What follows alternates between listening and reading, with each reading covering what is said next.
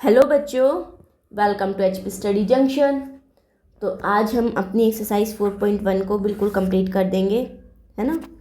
तो हमने यहाँ तक सेकंड के ये 4 पार्ट तो हमने कर लिए थे, हमारे 4 और रह गए थे। तो आज ये जो बाकी के जो 4 पार्ट बचे हुए हैं हम इन्हें भी कर लेते हैं, ठीक है बच्चों। देखो ये जो मैं सारा ही ये हैंड रिटन नोट्स हैं मैं सारा ही यहीं पे मैंने सब समझा दिया है। आप वीडियोस देख रहे हैं तो आपको पता भी होगा। अगर आपको ये चाहिए हो देन प्लीज़ बता दीजिएगा मुझे कमेंट सेक्शन में, मैं आपको प्रोवाइड करवा दूँगी, ठीक है। तो चलिए हम जो हमारे 4 पार्ट और बच गए हैं उन्हें जल्दी जल्दी से कंप्लीट कर लेते हैं। और प्लीज़ बच्चों जिसने सब्सक्राइब नहीं किया है प्लीज़ सब्सक्राइब ज़रूर कर लीजिए। तो देखो सेकंड का 5th पार्ट क्या कह रहा है। क्वेश्चन तो देखो लीनियर इक्वेशन के फॉर्म में रिप्रेजेंट करना है, जो कि जनरल फॉर्म होती है x + by + c = में 0, और साथ ही साथ वैल्यूज़ बतानी किसकी, a b c की, सारे ही क्वेश्चंस में, ठीक है। तो हमारा जो 5th पार्ट है वो क्या है, 2x = -5y। तो सबसे पहले तो इसे जनरल फॉर्म में लिख लेंगे, जो कि हमारी क्या होती है, ax + by + c = में 0। तो लिख लेते हैं। तो 2x 5y को इसके पास लेके आएंगे तो ये प्लस का 5y हो जाएगा, माइनस का 5y है, इक्वस टू में 0। अब देखो हमारा इधर से ax तो आ गया, ये by भी आ गया, बट c नहीं है, c मिसिंग है ना। तो हमारी जनरल फॉर्म यही तो होती है, ax + by + c = में 0। तो यहाँ पे क्या लिख दोगे आप, जब c है ही नहीं तो हम क्या लेके चलते हैं, उसको 0 लेके चलते हैं। जब c उन्होंने दिया ही नहीं, इट मीन्स c वाली जो हमारी टर्म है वो हमारी 0 है, तो हमने उसको +0 कर दिया।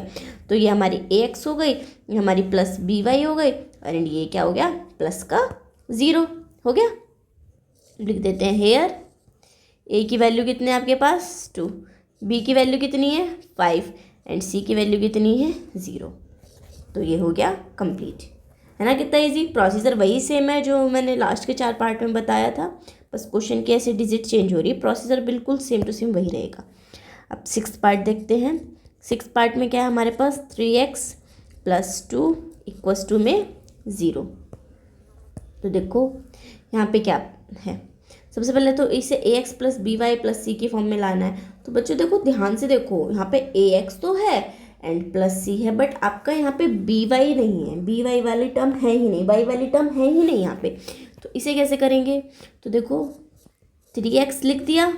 अब y वाली टर्म नहीं है, तो मैंने बताया जो टर्म ना हो उसका मतलब वो 0 टर्म है, तो 0 लिख देंगे, बट y तो साथ में आना चाहिए, तो 0 × में y लिख देंगे। 0 × y का मतलब भी 0 ही तो होता है हमारा, एंड ये तो c हो गया, ये प्लस का 2 = में 0 हो गया। तो यहाँ पे फिर बस अब लिख देंगे कौन सी वैल्यू किसकी है। a की वैल्यू कितनी है आपके पास 3, b की वैल्यू कितनी है आपके पास 0, एंड c की वैल्यू कितनी है आपके पास 2। तो आ गई है ABC की वैल्यू, क्लियर। तो हमारे यहाँ से 5th पार्ट भी हो गया एंड 6th पार्ट भी हो गया। अब 7th पार्ट कर लेते हैं जल्दी से। 7th पे क्या है आपके पास, y - 2 = 0। देखो कभी तो ये कॉन्स्टेंट हम 0 कर दे रहे हैं, कभी x 0 कर दे रहे हैं, हम y 0 कर दे रहे हैं। अब इसमें हमारे पास क्या 0 है, इसमें हमारे पास x वाली टर्म 0 है, क्योंकि y है कांस्टेंट है क्या नहीं, हमारे पास x नहीं है ना।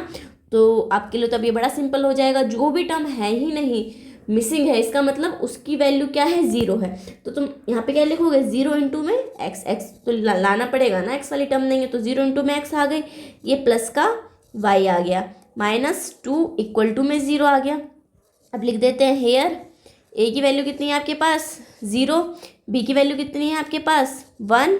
अब y के साथ कुछ नहीं है तो क्या लेके चलेंगे, 1 लेके चलेंगे, 0 नहीं लेके चलना है। जब 0 का मतलब होता है वो कंप्लीट टर्म ही 0 है। अब यहाँ पे खाली y है ना, y के साथ कुछ नंबर तो है नहीं, 2 3 4 कुछ भी नहीं है, तो इसका मतलब 1 इसके साथ, जबकि इसके साथ कुछ ना हो तो समझ लेना उसके साथ 1 तो हमेशा मल्टीप्लाई में रहेगा ही रहेगा। 0 भी है ना तो उसके साथ 1 2 0 के साथ तो खैर आप कुछ भी मल्टीप्लाई में करो वो 0 ही बन जाता है, कुछ भी नहीं है मल्टीप्लाई में तो समझ लेना 1 मल्टीप्लाई में। तो b की वैल्यू 1 आ गई, और c की वैल्यू क्या आ गई बच्चों के पास -2 आ गई, है ना।